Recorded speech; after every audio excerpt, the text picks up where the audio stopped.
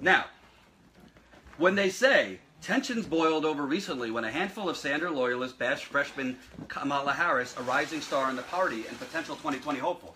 So what's interesting about that, she's a rising star in the party because the establishment is pushing her forward. Where was Kamala Harris over the summer? Take a guess. Was she out rallying with Bernie Sanders? No. She was in the Hamptons fundraising with Hillary Clinton donors. Now, in fairness, Kamala Harris signed on to be a co-sponsor of Bernie's Medicare for All package bill, which is coming out next week. I tweeted, I don't know what her intentions are, but I credited her for doing the right thing. We can't live in a totally black and white world. I don't give a shit what Kamala Harris' motivations are. If she's going to sign on for Medicare for All, even if it's just lip service, that gives us more momentum. Now, if she backtracks, if she just puts her name next to it but doesn't actually fight for it next to Bernie, then we have something to talk about. But let's not be total absolutists. We don't want to be the Tea Party here, that if you're not as angry and foaming as me, you're not progressive or you're not conservative. No, she signed on for the Medicare for All. That does not mean we ignore the shitty stuff she did as Attorney General. She did not prosecute Steve Mnuchin, who at the time was not the Treasury Secretary. She should have prosecuted him. And then Steve Mnuchin, Kamala Harris was the only Democrat he donated money to. So that's shady, and there's other things that are shady. But credit Kamala Harris. It's not going to kill you to credit an establishment person if they do the right thing. But this whole notion that if progressives or anybody has the temerity to challenge you on temerity to challenge establishment figures for not signing on to progressive legislation, the whole notion that they are agitators, that's some warped shit. Your thoughts, Samuel Siegel? I mean, it's the 2016 primary again. I mean, we're not fighting this war based on the merits. We're not fighting it based on the policy. We're fighting it based on you're being vindictive. You're being sexist. You're being racist. We're not fighting on policies or ideas. We're fighting just off of slander and spewing different hate back and forth. These guys, identity politics. Yeah, it's all identity politics. These guys, they cannot fight on just the merits of, okay, maybe they made some mistakes on the record that is in question that we should argue and discuss. Instead, Jerry, I pushed them out, by the way. Instead, it's just like, oh, you're racist, you're sexist, yada yada yada, whatever. Let's keep in mind, Kamala Harris is a relatively newcomer. She was an attorney general, and she just got elected less than a year ago. This isn't like, they act like, oh, she's been doing great work in the Democratic Party for years, and how dare you bash her. It's like, no, she just became a senator.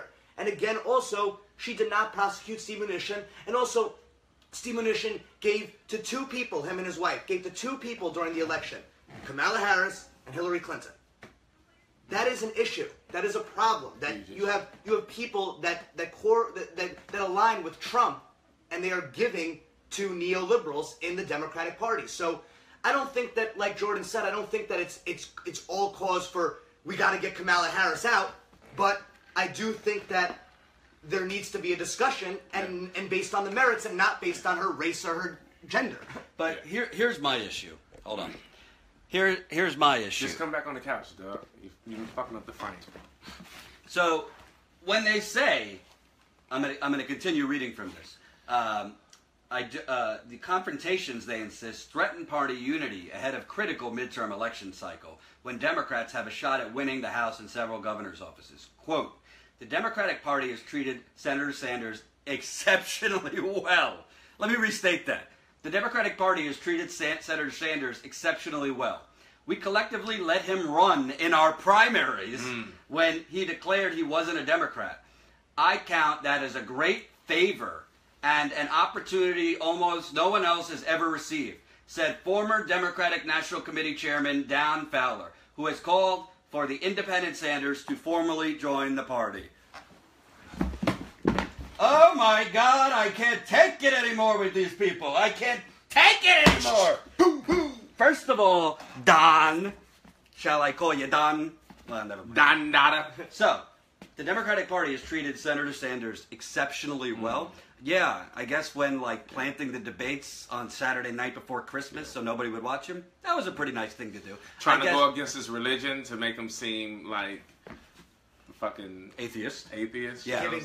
Giving Hillary Clinton questions during the debates. Yes, before the debates. Planting the Bernie Bros stuff, the DNC planting Bernie Bros bullshit. Blocking them at the convention. Right. Treating Bernie Sanders surrogates and they really had their hands out and hugs out, like just welcoming him in. Not letting Nina Turner speak at the convention. Right. I mean, this is just alternative facts run amok. Nina, if you're watching, I love you, girl. Then I count that as a great favor and an opportunity almost no one else has ever received.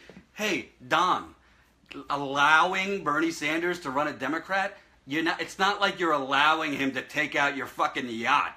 Stop treating it like it's some majestic favor gift. Bernie Sanders, I got news for you, Don. Bernie Sanders did you a favor. Have you ever seen that amount of young people, which last time I checked is the future, out for a Democratic candidate? The last time I saw that, 2008. Even before that, Bobby Kennedy. Okay. A lot of people don't realize Bernie Sanders had equal to more crowd size than Barack Obama did in 2008. Now, not taking anything away from Barack Obama, but by the numbers, Bernie's were bigger than Barack Obama's. So my point is, be careful. You didn't do. Oh yeah, Black Jesus to him. But you're not doing Bernie. You didn't do Bernie any favors. He's done you a favor. Who the hell? How many people were coming out to a rally that Tom Perez speaks at in Arizona if Bernie wasn't there? Yeah. Maybe 5, including his mother. No offense. I don't know if his mother's alive, so maybe I put my foot in my mouth.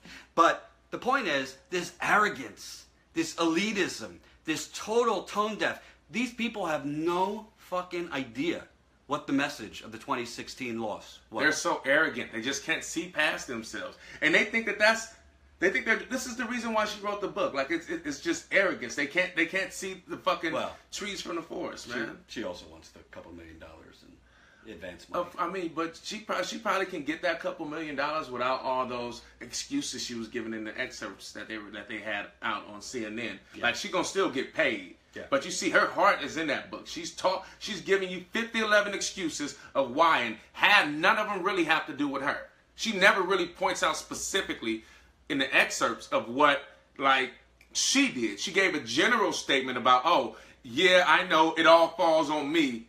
So whatever happened, it still all falls on me. That was the only thing she said. But then she started giving specific things when she started blaming Bernie Sanders, when she started blaming Bernie Bros, when she started blaming Russia. She was so specific with that. But with her part in it, it was just general. I have to take the brunt of it because I was the candidate. Hillary, I can't. I just can't.